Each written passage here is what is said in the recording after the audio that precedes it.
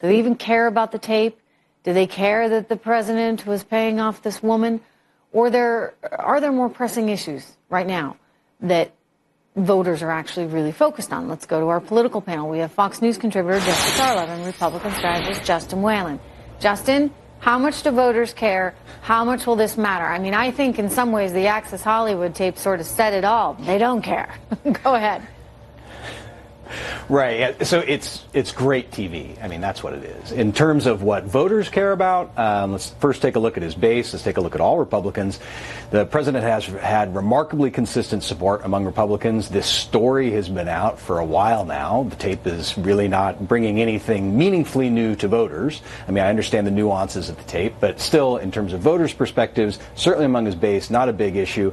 Among everyone else, including Democratic voters, this will serve to reinforce their perspectives of the president. But what is dinner table conversation on a lasting basis are those things that matter over the long term. Are jobs going to be around? Are they going to get better? Is the cost of health care going to improve? Are the options of health care going to improve? These are the things that matter to the American public, and not just his base. So this is kind of the gossip that entertains everyone. But, when push comes to shove, I do think that people vote their pocketbooks. Am I not right? I mean, it's if they cared about this stuff, they never would have voted for him in the first place. The Access Hollywood tape was out, and people said, doesn't matter. I'm not electing a preacher.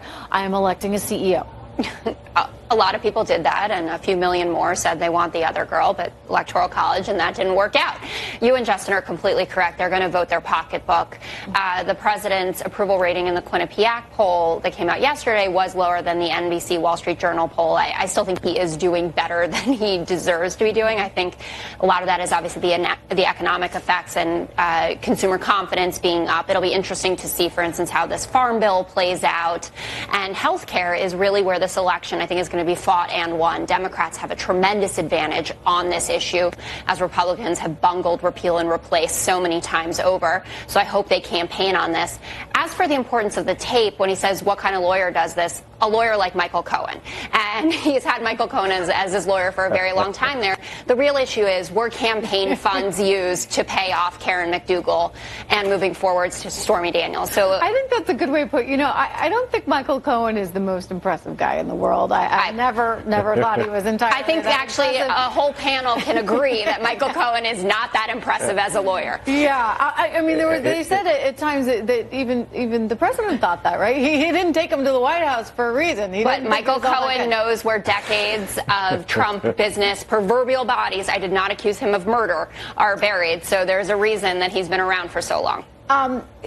Kevin, when you think through sort of all aspects of this right now, if this is the worst he's got, I mean, this is what they come forward. I mean, I don't know. There's a whole. They keep saying, these tapes are going to prove something. I don't think this proved anything. In fact, if anything, you hear him trying to negotiate, and if they had run the whole tape, they would have heard the word check. So it seems as though, he was trying to write a check to this woman to pay her off. I don't think there's any, I mean, it's certainly unseemly, and, it's not how... If it was campaign funds, would like though, to it's see illegal. The president live his life, but nonetheless... Right, but we don't know that it's campaign funds. Well, that's an open question. No. You're jumping ahead. You're speculating here, and one of the things we try and do, of course, in this business, in journalism, is not speculate. So just with the facts on hand, I don't know how we get to anything that's so seedy other than what actually happened. Kevin Wallin. Justin. Forgive me.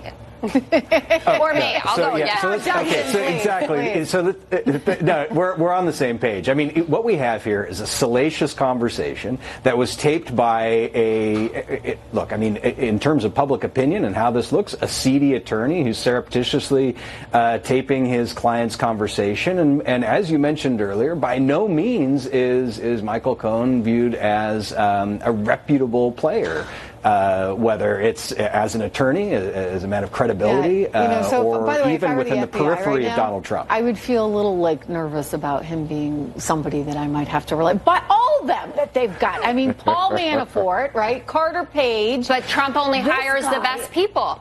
How did all of this happen? It's one of the he did not necessarily surround himself with the best and the brightest, but that was in part because he was seen as such a caricature that no one was willing to go and work for him. And so he wound up with some of these folks that perhaps were a little... But it's still largely the case. He has a lot of trouble filling positions because of this, and it's not just his crazy campaigning style. Now people have seen how he governs, and they still don't want to go and work for him. Question for you. Do you think that the use of Lonnie Davis it taints this in any way? I mean, the fact that Lonnie Davis is his lawyer?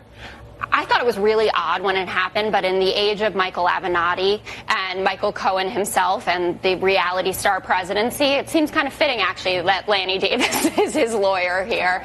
And it's a good sideshow, but there are many more important issues to be fighting. Indeed, unless you use campaign funds, in which case you are in a lot of trouble, Donald Trump. Jessica, good to see you. Thank you. And Justin, thank you. All right, President Trump's meeting.